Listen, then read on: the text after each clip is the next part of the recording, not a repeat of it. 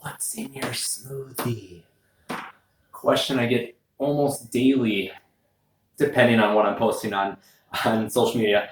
For sure, weekly though. A lot of people just want to be able to make something that's really fast yet really nutrient dense and going to provide them with the right nutrients and energy that they need to really hit their health goals. So I want to hit what you can do to make a really easy smoothie quickly that tastes great and is loaded with good nutrients that you can have for yourself as well as my kid absolutely loves the smoothies that I make. And so I'm going to start with a really easy way to make a smoothie, and then we'll add a few more things for some of you health nuts out there that maybe want to up your game a little bit. So to start with, you can always start with like a base of spinach or some. I like spinach. It's a much sweeter green. Kale and some of those more bitter greens are a little rough in a smoothie. It's hard to make it taste great after that. I love kale. I put it in a lot of different things, but my smoothies, I cherish my smoothies, so I save it.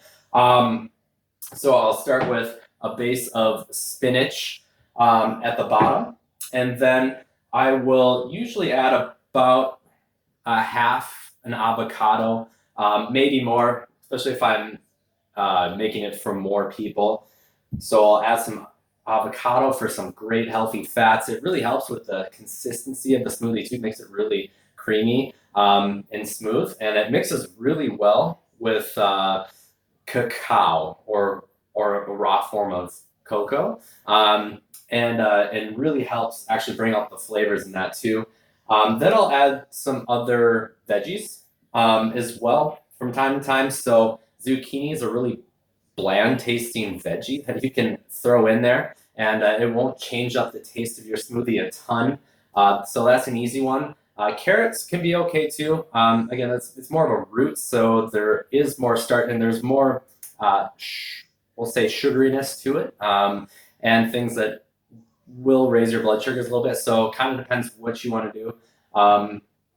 And so I kind of stick to the lower glycemic veggies and fruits. And so throwing that in there, and then I'll always top that with a good source of protein. So we have a very well-rounded smoothie. I personally love using bone broth, such a superfood to add in throughout your day.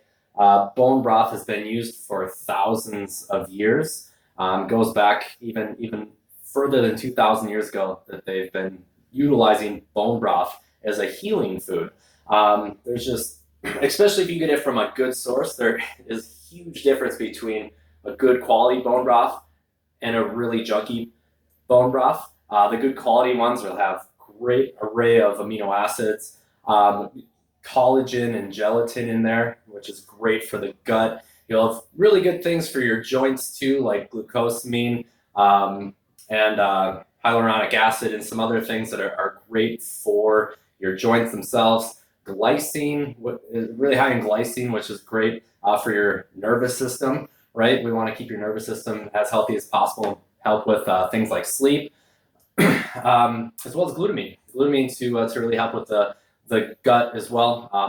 If you live in today's day and age, I don't care like how clean you are, most of us need to keep up with our gut health just because of what we're surrounded with in today's day and age, let alone just the amount of stress we're under. So all that to say that bone broth is a great way to go. I do love our bone broth from Max Living. Really clean source. There's some other really great sources out there as well. We won't really get into that now. And then I will add some more just of broad spectrum collagen in there as well. So type 1 through 5.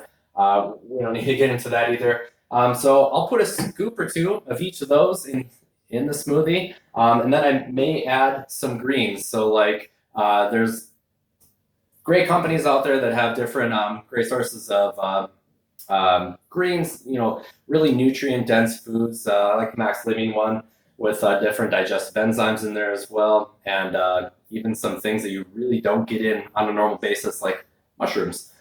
So like dehydrated mushrooms. And so I'll put a scoop of that in there for sure. So what we got? We got spinach. We got maybe a different type of veggie. You don't absolutely have to have that. I will put some ice in there, so just some crushed up ice. And then your liquid of choice, whether it's just water. I do like coconut milk or almond milk, unsweetened, of course, organic, and preferably without a bunch of preservatives and weird stuff in there like carrageenan. We won't even get into that either. And so you can always add more, right? Like depending on how consistent you want it. So you'll kind of get the hang of how much you need with a little experimentation. And then if you want, you can always add in some frozen fruit. I like fruit that is fresh and not frozen. Doesn't blend up well and becomes a very weird consistency. So frozen fruit like frozen berries are very low glycemic fruits that won't spike your blood sugars like other fruits will. Like if you go to a lot of smoothie shops that are adding just pineapple and mango and this and that and bananas and adding agave and God knows what else, pretty soon you basically have a can of soda in terms of sugar content, right? Like far better than drinking Coke, obviously, but in terms of sugar content, is really hard on your system. So maybe a half a cup to a cup of berries is great. If you're trying to stay lower carb, you can totally skip that and you'll be just fine. So that would be a really easy smoothie to make. If you want to go a little further, some other common things that I'll add in. Let's just open up my storage cabinet here. I'll throw in a little more cacao. So like I said, like raw cacao, great superfood. Lots of micronutrients in there, good fats, polyphenols and theobromine, some other nerdy stuff I won't go in on. Cacao nibs, which will make the smoothie nice and crunchy. I'll add in some more mushrooms. They're have very adaptogenic properties to them, so really help your body adapt to different stresses and help support things like your immune system, your nervous system, your gut. Kind of depends on what mushrooms we're talking here. And then I'll add maca quite a bit. So maca is a great ancient root that goes way back. A lot of great adaptogenic properties to maca as well. And then, can't really see it over there, but some good seeds like hemp seed and chia are great to add in as well. They'll help the consistency of the smoothie as well as introduce some really good proteins and other really good high quality fats with good fatty acid profiles. So good omega-3s, some omega-6, and really support that balance that most of us are imbalanced on. So taking a few tablespoons of each would be a great place to start. So throw all that in. You'll probably screw up once or twice, but you can't screw up that bad. Like if you have real food, and it's kind of like with cooking, it takes a little experimentation and you'll get it done. So those are some easy ways to make a great smoothie that is nutrient dense, filled with tons of great foods, real foods that are going to support you throughout your day. And a couple more tips, just because a 9-minute video on making a smoothie isn't long enough. When it comes to making smoothies and just making this sustainable throughout your week, it's a great way to start the day, and I would keep it as low carb as possible earlier in the day. So like skipping out on, the added sugars like honey or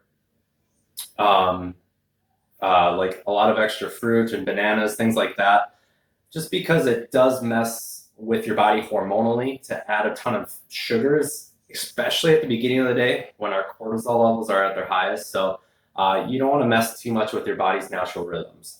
And so keeping it higher fat with some good quality protein in there is a great way to go, especially if you have some fiber in there. It's going to slow down a lot of that digestion and provide good sustainable energy throughout the rest of your day. And at first, maybe it takes a little getting used to, but pretty soon you'll love it. So hope there was a couple great things in there for you, and let me know what we need to cover next.